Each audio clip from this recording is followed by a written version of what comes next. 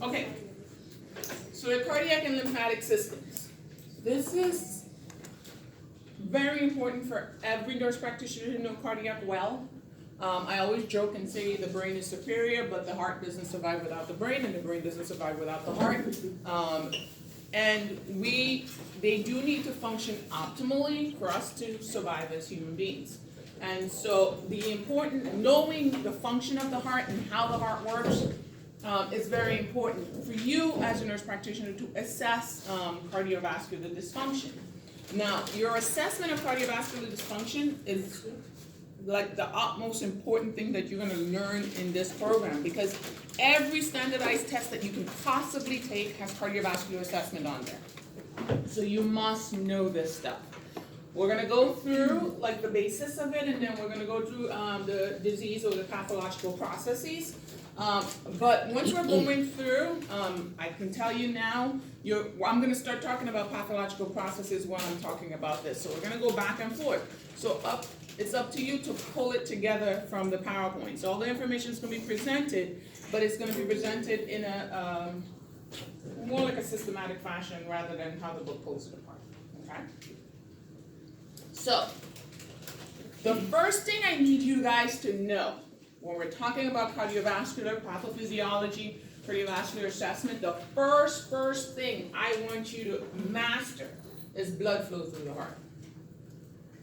That's the first thing, because the heart, if you understand what goes where, when, what's open when, what's closed when, you have a better ability to detect cardiovascular disease processes. So what I really want you guys to grasp is blood flow through the heart. So if anybody knows that they absolutely think that they know it completely, blood flow through the heart, I need you to just raise your hand and tell me, blood flow through the heart. Anybody? Anybody?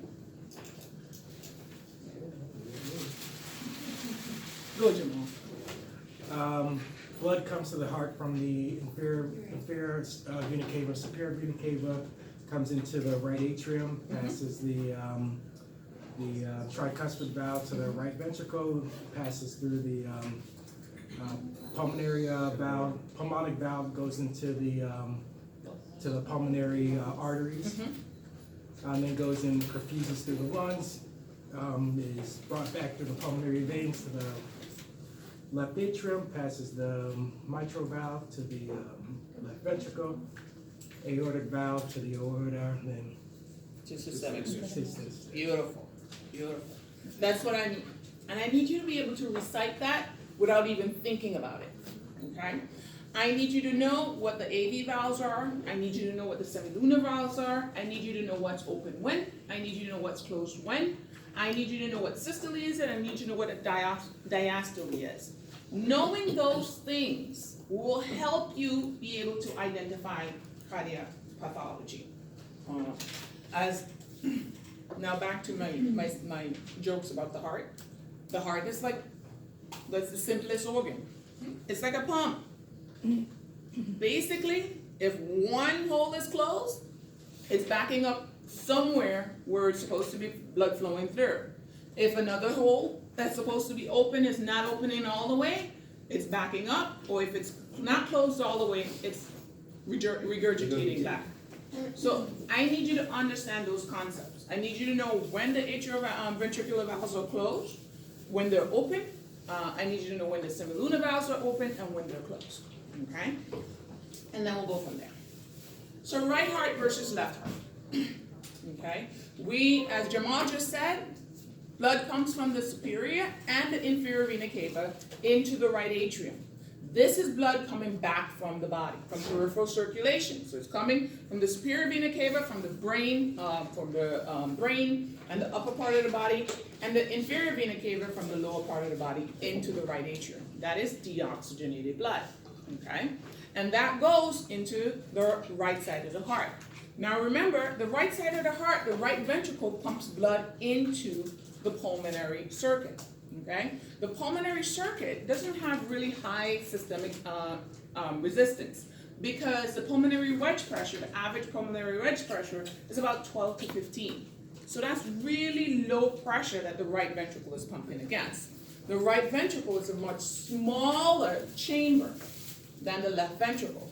The muscle of the right ventricle doesn't have to be as big. It doesn't have to be as thick. It doesn't have to be as versatile as the left, because the left side of the heart is pumping blood through the aortic valve, through the systemic circulation. Now, what's the average? What's the mean arterial pressure? Average. It's about 90. Okay? That's good mean arterial blood pressure. That crap that you guys do at the bedside and say 60, it's awesome. That's crap. Okay? Average for good perfusion is about 70 to 90. Okay? So the average mean arterial blood pressure is about 90. So the right side is pumping against 15, and the left side is pumping against about 90. Okay? So that's why the left side of the heart, the muscle has to be a little bit thicker and more versatile, because it has to pump against more resistance. Okay? So when we're looking at that, blood pumps from the right heart to the lungs through the pulmonary circuit. Pulmonary wedge pressure measures the pulmonary circuit, and that's about 15 average. Okay? And then delivers blood to the lungs for oxygenation. Now remember, when the blood comes back from the peripheral circulation, it's coming with deoxygenated blood. Blood flows from the left ventricle to the systemic circulation. It goes to the arteries, oh my God, I can't speak. Then to the arterioles, okay, and then to the arterioles, then to the capillary bed.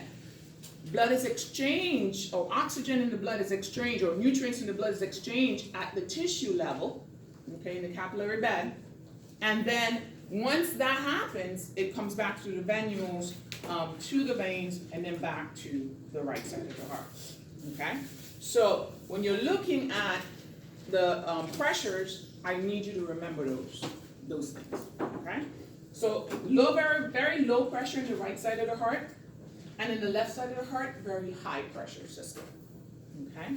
So the muscle on the left side, remember we talked about hypertrophy, and then we said the harder you work on a muscle, the more it hypertrophies. The left side of the heart, remember, it has to pump against more resistance. Because it has to pump against more resistance, it's going to be bigger, it's going to be more hypertrophy. And the higher the mean arterial pressure gets, the more that ventricle gets bigger or has to pump harder. Okay? So it can more it can hypertrophy. So we know what right side heart is, we know what left side heart is. Okay? And we know how those two systems work. Vessels. Arteries carries blood away from the heart. Then veins carry blood to the heart. Okay? Capillaries, again, exchange nutrients at the tissue level. Okay? And those are the smallest at the levels of the interstitial space. All right. So vessels. We talked about superior vena cava and then the inferior vena cava. Okay? What else do I need you to know in this picture?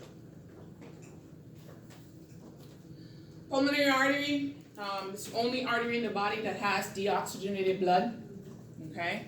Pulmonary veins, only veins in the body that has oxygenated blood. Okay? Remember, the pulmonary artery takes blood from the right atrium to the lungs. Okay? What else? I'm sorry? Somebody said something? Right atrium. You said right atrium. Right atrium. I didn't know what I just said. Rewind. What did I just say? That's okay. Break it down again. Did I say something wrong? No, it's fine. No? That means nobody's listening to me except him.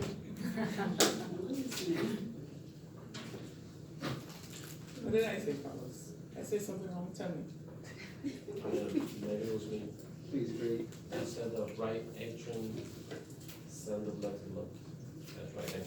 It's the right ventricle, sends the blood to the lungs. See, he was the only one listening. I didn't mess up. It's the right ventricle. Alright?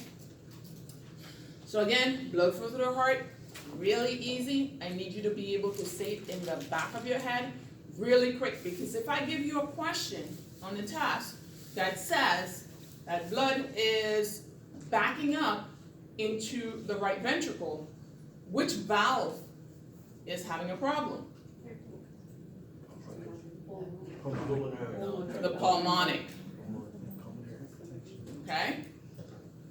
If I give you a test question that says blood is backing up into the left atria, which valve is being mitral? Okay? So that's why I need you to know where blood is flowing and when it's flowing. There. Okay? And this basically just gives you the diagram of blood flow through the heart. Okay? And how blood is exchanged at the capillary level. We talked about it. Anybody have any questions on this picture? Anybody has any problems understanding where that is? No, right? Okay. The mediastinum. Mediastinum is that area between the lungs, in the middle of the chest, where the heart lives. Okay? Always remember the heart sits in the body upside down and backwards. So the base is at the top and the apex is at the bottom. Okay? The epicardium. Okay? Outer layer. Okay? The myocardium, that's that thick muscle. Okay? And that's the most active part of the heart. And the endocardium, the inner part that lines it in the most part of the heart. The pericardium is that outer lining that actually holds the heart and it actually anchors the heart. Okay? And then there's a pericardial sac, the pericardial cavity, and there's visceral fluid that is holding or kind of cushioning the heart in that pericardial cavity.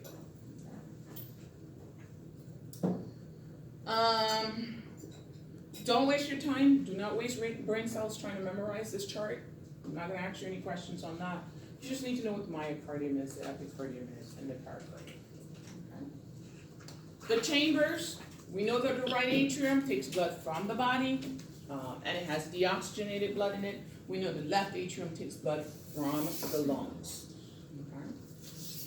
Okay. The atrioventricular valves are the valves that separate the atria from the ventricle. The semilunar valves are the valves that separate the systemic circulation from the pulmonary circulation, okay, or pulmonary circuits. Okay. And just said this. Remember, your valves are one way, okay? Yes. That's why we call it a simple pump. Valves are one way. If blood is going in an opposite direction, something is wrong with your pump, your valves. Because your valves, they open one way and then they close. Blood's not supposed to go the opposite direction. It's supposed to go in one direction at all times. Okay? So when we're talking about blood going the opposite direction, we're talking about a diseased valve. Okay. Atrial contraction versus ventricular contraction. All right. So, atrial contraction. When does the atria contract?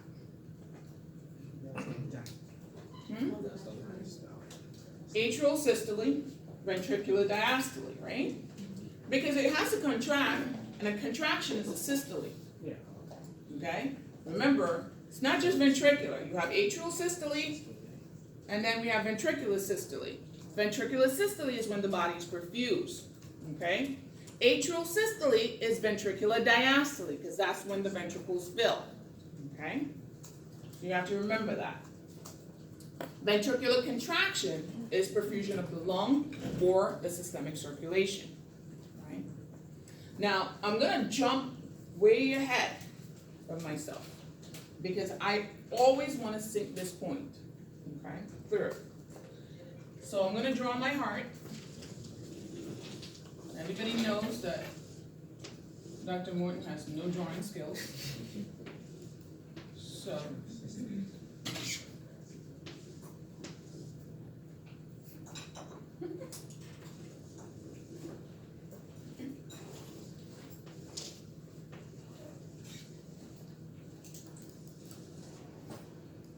my right ventricle is way bigger than my left.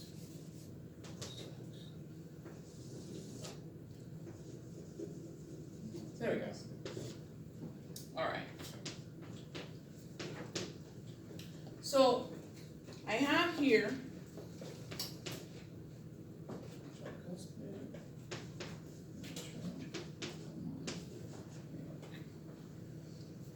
I have my tricuspid and my mitral valve, my pulmonic and my aortic valves, okay?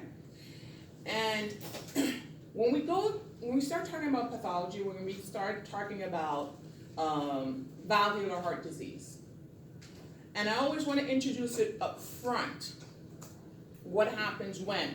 Because I think when you get a introduction up front, it's not so difficult for you when we start talking about valvular heart disease, okay? So the tricuspid and the mitral valves are your atrioventricular valves, okay? And these valves are open during atrial systole and ventricular diastole, okay? And then your semilunar valves, which are your pulmonic valves and your aortic valves, they're open during ventricular systole and closed during diastole, okay? Now, we said that these are one-way circuits. So they're only open when they're supposed to be and only closed when they're supposed to be, okay? Now, when we're talking about where the heart is, the heart sits up in the body upside down and backwards, okay? So when you're looking at points in the body where you can identify the different valves, the tricuspid valve is at the fifth intercostal space, the fourth to fifth intercostal space left of the sternal border. That's where you can hear the tricuspid valve most. The aortic valve, you hear it most at the second intercostal space right of the sternal border, okay? The pulmonic valve, you hear it best at the left intercostal space, okay? Second to third, left sternal border, second to third intercostal space. You kind of hear the aortic and the pulmonic valve much better at Erb's point than you do at the areas where the valves sit, okay? And then the mitral valve, you hear it best at the fifth intercostal space, mid-clavicular line, okay? Easy. Now, when we're talking about valvular heart disease, we're talking about these valves either not opening enough or not closing enough, okay? And so, if I have a stenotic valve, it means that the valve is supposed to be open and it's not opening all the way. And if I have a regurgitant valve, it means that the valve is supposed to be closed and it's not closing all the way, okay? Now, why is it important to know where the valves are and what they're doing when? Because if I know that during systole, my atrioventricular valves are supposed to be what? Close. That's S1. The atrioventricular valves are supposed to be closed during ventricular systole. So if during ventricular systole, my mitral and my tricuspid valve are supposed to be closed, if I'm hearing a murmur where they are, it's supposed to be a regurgitant murmur, correct? Now, my semilunar valves, what are they supposed to be doing during systole? They're supposed to be open. So I'm hearing a murmur when these valves are supposed to be open, then it's a stenotic valve.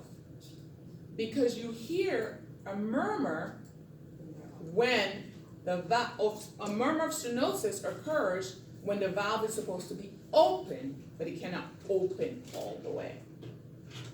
You hear a regurgitant murmur when the valve is supposed to be closed, but doesn't close all the way. Does that make sense? Yes. So when you're listening and when you're dealing with valvular disease, you need to know where the valve sits, or where do I hear it best, and what the valve is doing when. Those are two most important things that you need to know. What the valves are doing when, and where the valves sit. Okay? Again, If I'm doing this, and I usually use the door analogy, because people usually get it when I use the door analogy.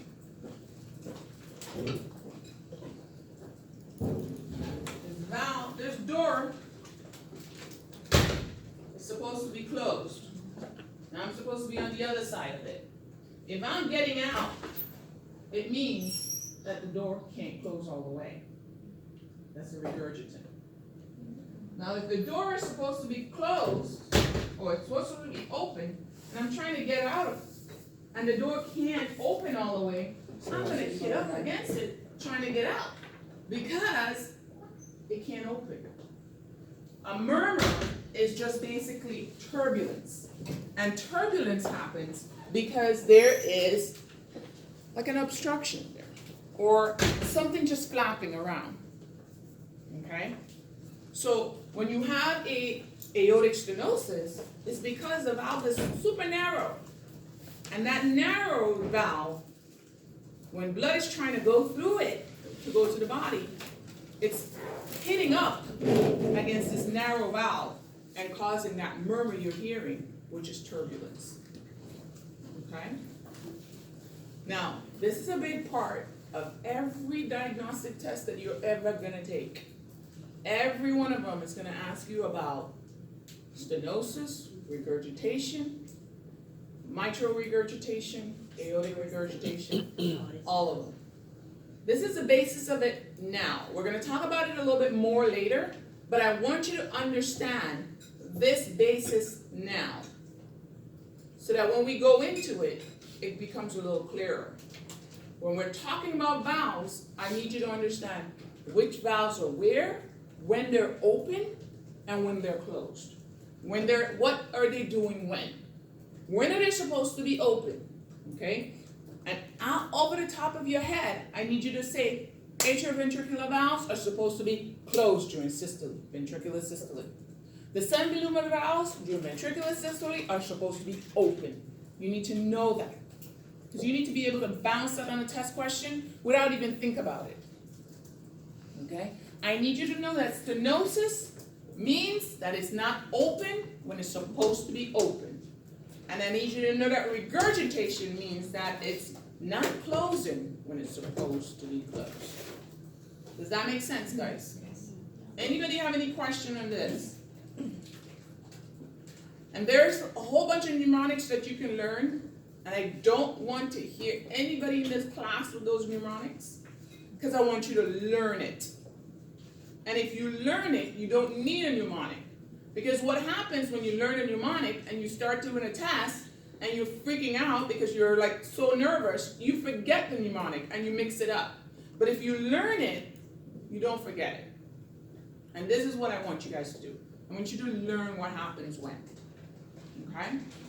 So when we talk about valves, I want you to know what valves are open when. Where are they located? They usually say all physicians eagerly take money. Okay? Aortic, second intercostal space, left of the sternal border.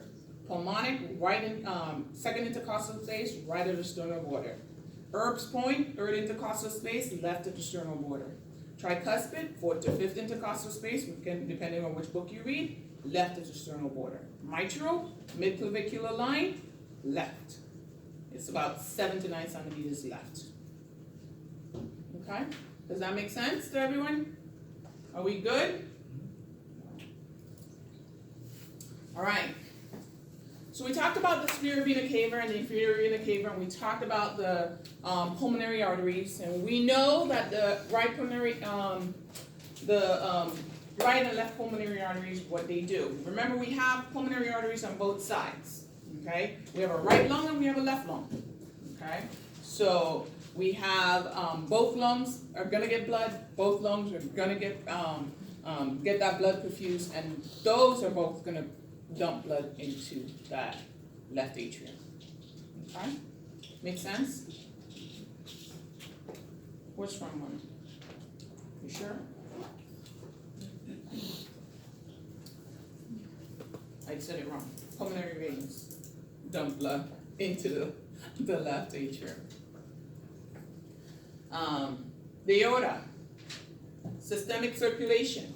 delivers oxygenated blood to the systemic circulation, okay? Cardiac cycle. Systole, ventricular contraction, diastole, ventricular filling. What else happens during diastole? Atrial perfection.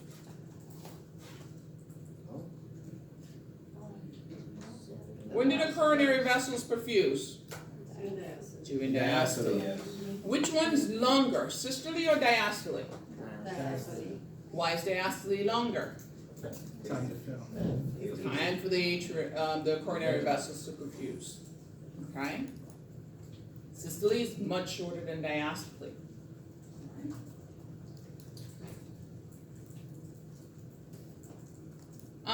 We talked about atrial systole and ventricular systole already. And anybody have any issues with what's atrial systole and what's ventricular systole? We know that atrial systole occurs when we have ventricular diastole. Okay? And we know how we have ventricular diastole when the body is being perfused. Okay? And that also causes atrial diastole because the blood is being poured into the atrium. So, phases of the cardiac cycle. We talked about this, atrial systole or ventricular systole. And I want to put this on did I put it there? On this. So it's a little bit better when you see it here. When you see it written down, when you see it here, it makes a lot of sense, don't it? No. A whole bunch of weird stuff. So, remember that the heart is basically innervated by the electrical activity, okay?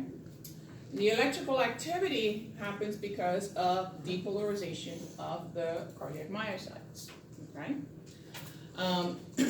We have atrial depolarization and ventricular depolarization, okay? Ventricular depolarization is what we really worry about because ventricular depolarization is what we're getting systemic perfusion from, okay?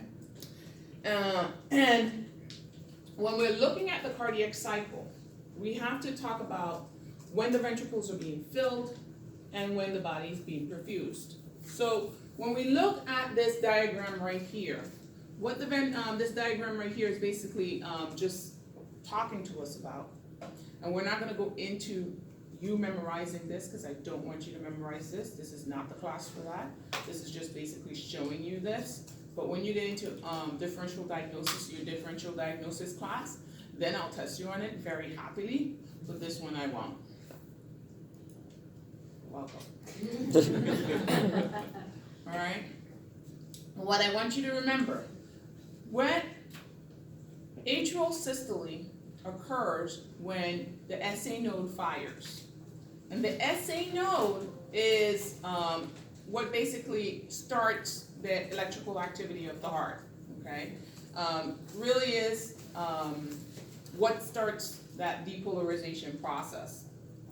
So the P wave that we have on your EKG rhythm strip represents atrial depolarization.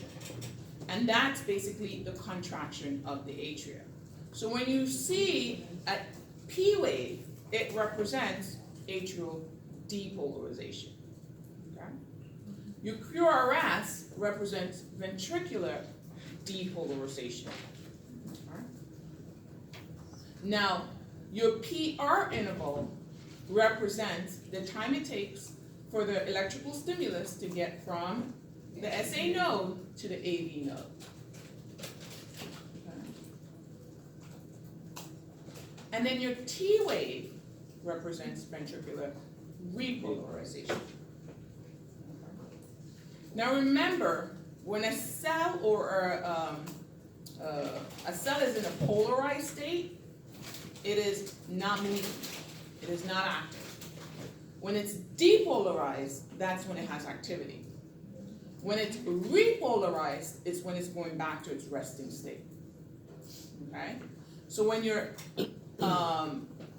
cells or your T wave, when your cell goes, when you have a T wave, it means that your cardiac myocyte can actually repolarize and get back to its resting state before it depolarizes again. Okay? And our body, our heart needs that. Okay? We need that time to get back to that repolarized state. What usually happens if you can't get back to that state? What's the phenomenon that happens when we have electrical stimulus that occurs when you're supposed to be in that refractory period? What do we call that? Say that again? No. What about re-entry phenomenon? If your cell does not get time to repolarize completely, when it has that period where it's supposed to just be completely calming down, and then another stimulus fires, what usually happens? You have a ventricular, you have a re-entry phenomenon. So you have a re-entry phenomenon means that it's not going through the whole process that it's supposed to. It's firing before it's supposed to. So firing before it's supposed to, you end up with an arrhythmia, correct? Correct? Yes. So what I want you to take from here is what I just said. The P wave, atrial depolarization. The QRS, ventricular depolarization. Your PR interval is basically the time it takes for the stimulus to get from the SA node to the AV node. Okay? And then your T wave is ventricular repolarization. Alright? Sit. For now. So all you need to know from this, for now.